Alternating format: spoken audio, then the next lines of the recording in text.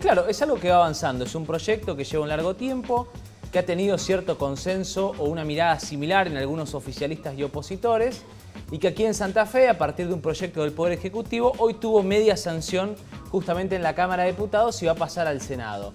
A ver, ¿cómo es esto? No va a ser, si es que se aprueba o se convierte en ley, para todos los delitos, sino para algunos muy graves.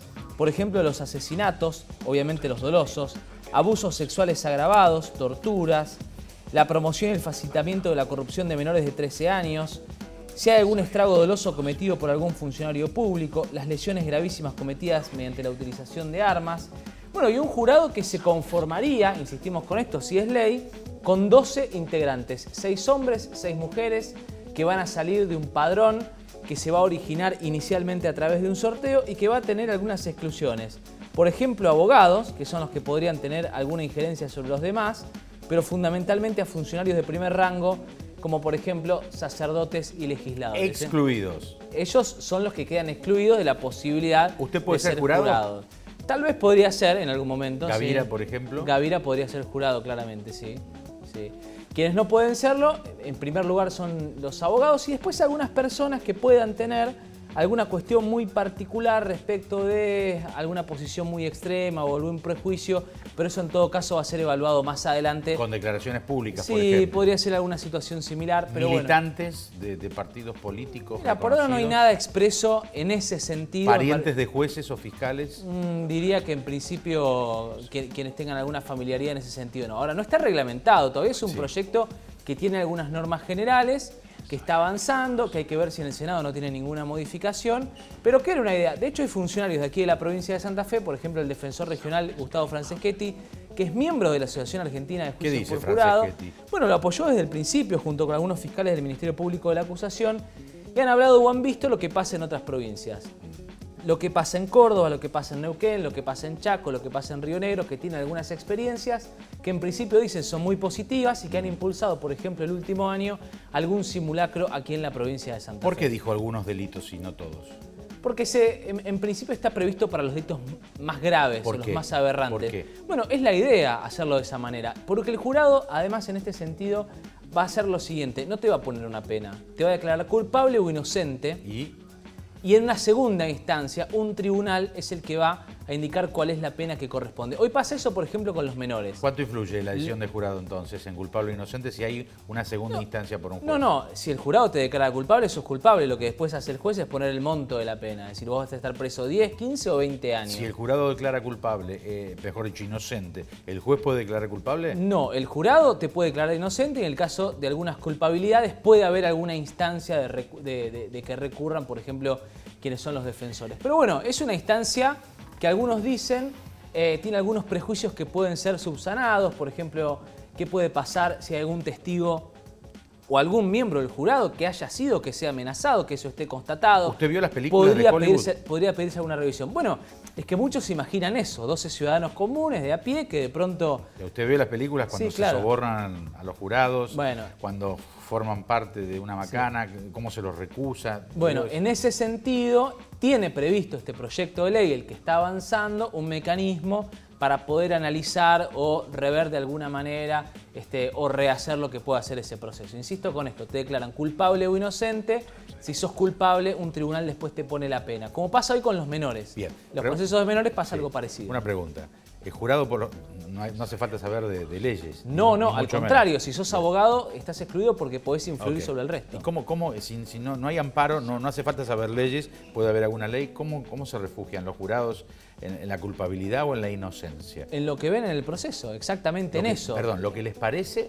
En lo que ven en el proceso, porque asisten al proceso completo, ingresan, pueden ver la prueba, pueden escucharla, oyen a los testigos, toda la parte probatoria objetiva, si hay escuchas telefónicas, si hay videos, analizan todo eso. ¿Y a usted qué le parece? Y después emiten. La verdad es que es una experiencia que en Santa Fe, tal y como está, no la conocemos. No, el juicio por jurado, ¿qué le parece? Sí, yo creo que puede ser una buena experiencia, un buen camino a transitar, sobre todo para algunos episodios muy graves.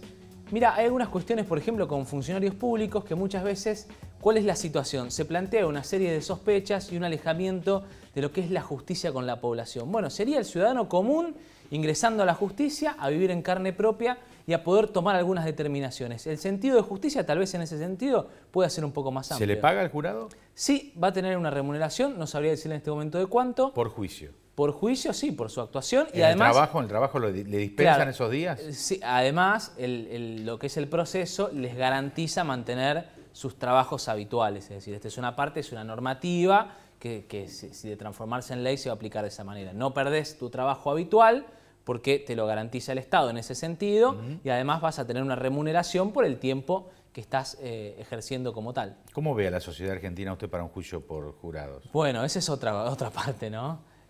¿Cuál es la preparación? ¿Cuál puede ser el compromiso? ¿Quiénes quieran llegar a estar realmente de ese padrón que puede estar? Me parece que todavía hay algunas cuestiones que, bueno, cuando surja la ley comenzará la letra fina o el reglamento. Mientras tanto hay un proyecto que está avanzando, que tiene un buen apoyo en lo que son los defensores, el Servicio Público Provincial de la Defensa Penal, en algunos fiscales del Ministerio Público de la Acusación. Te decía que hay legisladores no solamente del oficialismo, sino también de la oposición que han presentado sus proyectos y ha llegado, bueno, finalmente esta media sanción que era previsto que salga y finalmente salió. Uno piensa en la grieta, ¿no? Anti o a favor de, piensa en el fútbol, anti o a favor de, y esta sociedad como está la Argentina. ¿Hay una nota al respecto de quién?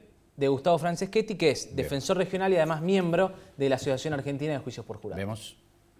Lo más importante es que se prevé un sistema en el cual la gente puede participar directamente en la administración de justicia, que es uno de los 3 poderes en los cuales la ciudadanía no tiene una intervención directa.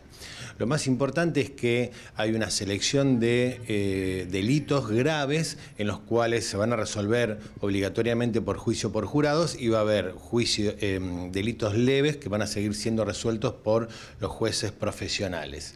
La integración del jurado es de 12 personas que no tienen que tener conocimientos de derecho. Se garantiza una integración plural que respeta la visión de género, 6 hombres y 6 mujeres, y la decisión a la que tienen que arribar para condenar o para declarar no culpable a una persona es por unanimidad. Y justamente esta unanimidad, este consenso entre 12 personas con visiones totalmente diferentes y representativas de la comunidad, es lo que le da mucha fuerza y mucha legitimidad a una decisión que muchas veces la sociedad cuestiona de parte de funcionarios estatales. ¿En qué tipo de delitos va a existir este jurado? Por ejemplo, en los delitos que impliquen la muerte de una persona causada dolosamente, es decir, a propósito, en abusos sexuales con acceso carnal o gravemente ultrajantes, delitos de estrago doloso, como puede ser un caso como fue el de Cromañón, por ejemplo, en delitos de lesiones gravísimas en contextos de violencia de género, en delitos de tormentos y severidades cometidos por fuerzas policiales o militares, por ejemplo.